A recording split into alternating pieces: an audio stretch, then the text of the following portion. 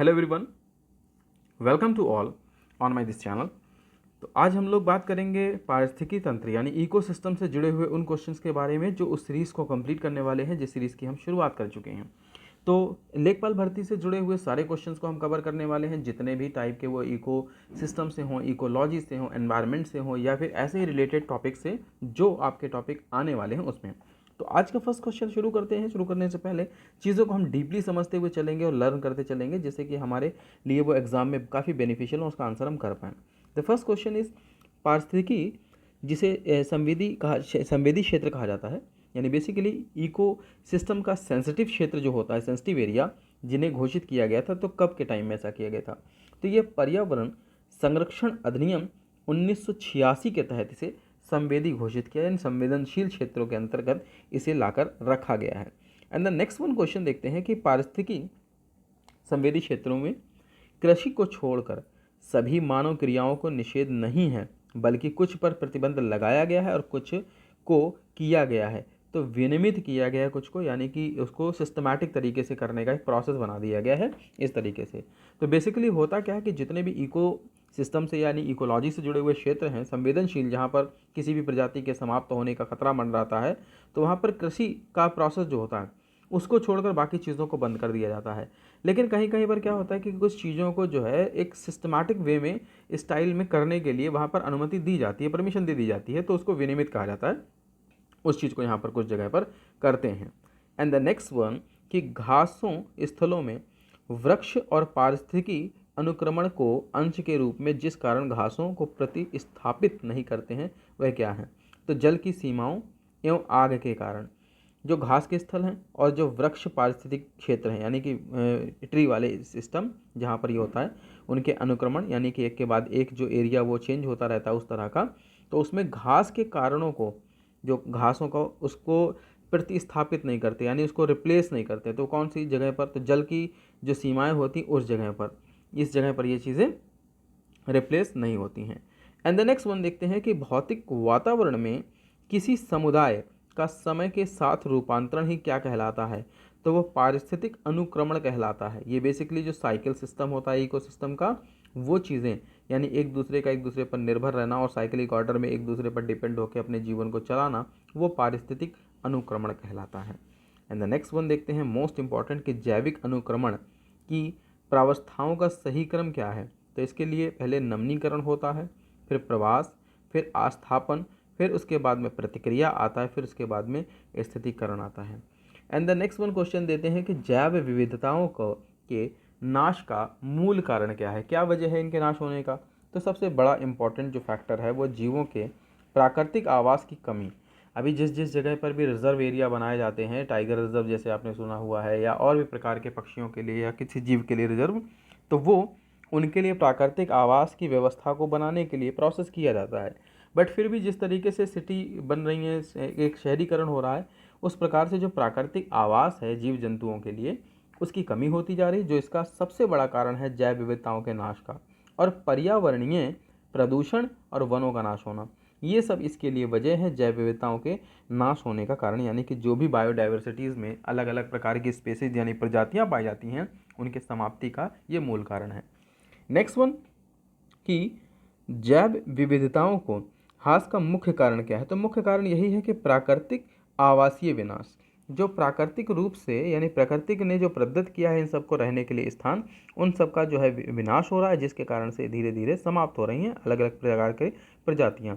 And the next one देखते हैं कि प्राकृतिक संसाधनों के दोहन तथा औद्योगिक उत्पादन एवं नगरीयकरण को बढ़ावा देने के उद्देश्य से प्राकृतिक वास का विनाश किया जा रहा है, जो सर्वाधिक महत्वपूर्ण कारण है।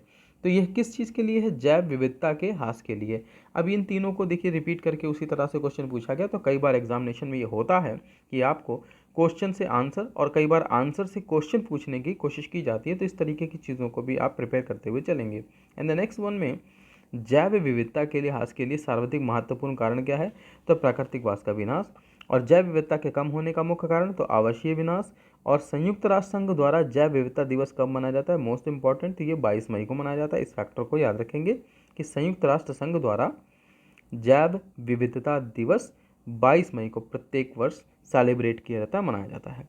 एंड द नेक्स्ट क्वेश्चन देखते हैं कि भौतिक वातावरण में किसी समुदाय का समय के साथ रूपांतरण क्या कहलाता है, तो वह पारिस्थितिक अनुक्रमण कहलाता है।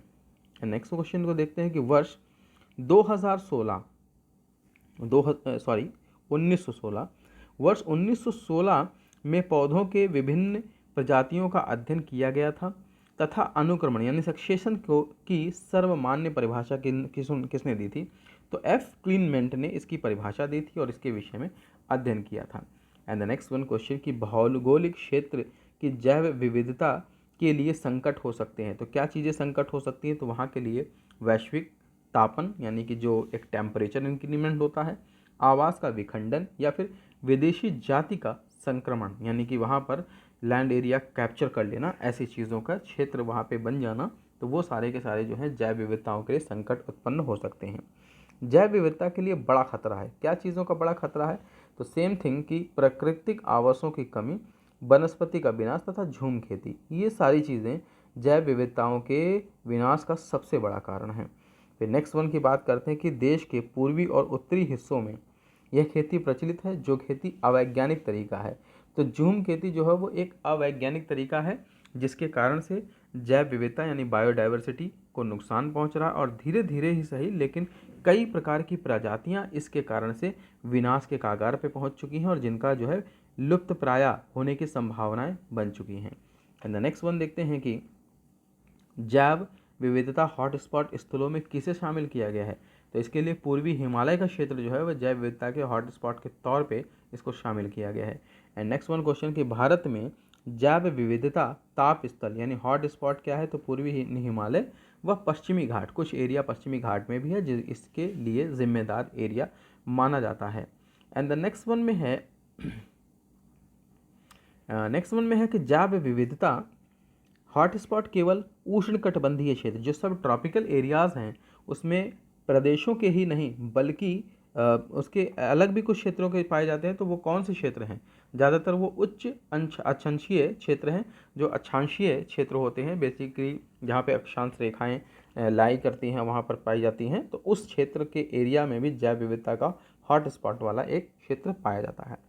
एंड द नेक्स्ट वन देखते हैं कि यहाँ पर राष्ट्रीय उद्यानों में आनुवांशिक विविधता का रख रखाव किन के द्वारा किया जाता है, तो इन सीटू संरक्षण द्वारा। यह एक प्रक्रिया है जिसके माध्यम से जैव विविधता की आनुवांशिक विविधता का रख रखाव वहाँ पर किया जाना संभव हो सकता है। आगे बात करते हैं ट्रैफिक मिशन, यह सुनिश्चित करता है कि वन्य पादप यानी वन्य के जो जीव हैं या उसके अलावा जो पौधे पाए जाते हैं जंतुओं के व्यापार के लिए खतरा ना हो, तो प्राकृतिक के संरक्षण में इस बात का ख्याल रखा जाता है। एंड नेक्स्ट वन ट्रैफिक की स्थापना वर्ष 1976 में की गई थी।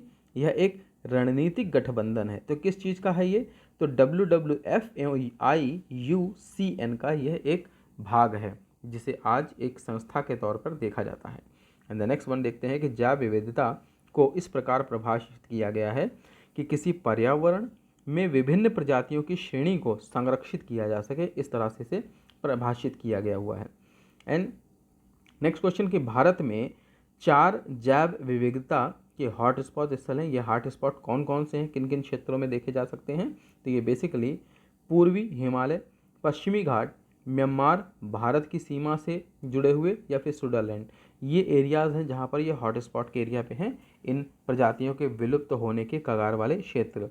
नेक्स्ट वन में देखते हैं कि जैव विविधता अल्फा, बीटा तथा गामा नामक श्रेणियों में विभाजित किया गया है और यह विभाजन 1972 में किया था, लेकिन किसने किया था, तो ये वी थैक्टर ने इसका विभाजन किया था जिसमें इन लुप्त प्राय प्रजातियों को अलग अलग कैटेगरी में रखा गया जिससे हमें ये पता चल सके कि कौन सी प्रजाति किस प्रकार के संकट से सामना कर रही है, किन प्रकार की इस अवस्था में पहुंच चुकी है। एंड नेक्स्ट वन क्वेश्चन कि जैव विविधता के संदर्भ में भारत के क्षेत्र में हॉटस्पॉट कौन सा एरिया और माना जाता है, तो वो अंडमान निकोबार द्वीप समूह भी इस क्षेत्र में आता है और भारत के जैव विविधता की दृष्टि से संतृप्त क्षेत्र कौन सा है, तो पश्चिमी घाट का एरिया है। एंड जैव विविधता का अर्थ है, अगले क्वेश्चन में देखते हैं कि जैव विविधता का अर्थ क्या है, तो अर्थ है कि निर्धारित क्षेत्र में विभिन्न प्रकार के पादप एवं जंतु का होना जैव विविधता कहलाता है, यानी एक छोटी सी जगह पर अलग अलग प्रजाति के जीव जंतुओं का होना, अलग अलग प्रजाति के जो है पेड़ पौधों का होना, वनस्पति का होना, ये सब जैव विविधता के निर्माण का एक हिस्सा है। आगे बात करते हैं अगले क्वेश्चन की, जैव विविधता का सबसे महत्वपूर्ण पहलू क्या है? तो वो है पारिस्थितिक तंत्र का निर्वहन करना। नेक्स्ट वन कि आनुवंशिक जाति समुदाय पारितंत्र के स्तर के विभिन्न के कार्य करने के लिए पारिस्थितिकी तंत्र का निर्वहन क्या करती है? तो वह जैव विविधता ही होती है।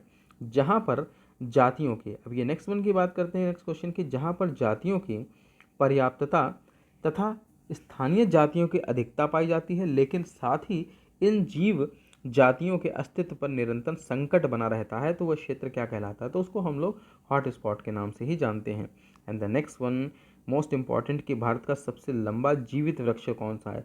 तो सिकोय है, ये सबसे लंबा और जीवित है। एंड द नेक्स्ट वन है कि किसी प्रजाति के विलुप्त माना जा सकता है जब वह अपने प्राकृतिक आवास में नहीं देखा गया हो। कितने वर्ष तक? तो लगभग 50 वर्षों तक अगर वो अपने प्राकृतिक आवास में नहीं मिला, नहीं देखा गया, तो उसे मान लिया जाता है कि वो विलुप्त प्राणी की श्रेणी में आ चुका है। तो ये आज के वो इंपॉर्टेंट क्वेश्चन थे जो अपकमिंग एग्जामिनेशन के लिए बहुत बहुत इंपॉर्टेंट है। ऐसे ही आगे की वीडियो देखने के लिए चैनल को सब्सक्राइब करें और बेल आइकन प्रेस करना ना भूलें। तो एक नए वीडियो और नए लेक्चर के साथ फिर मिलेंगे नेक्स्ट वीडियो में, तब तक के लिए बने रहिए हमारे चैनल पे।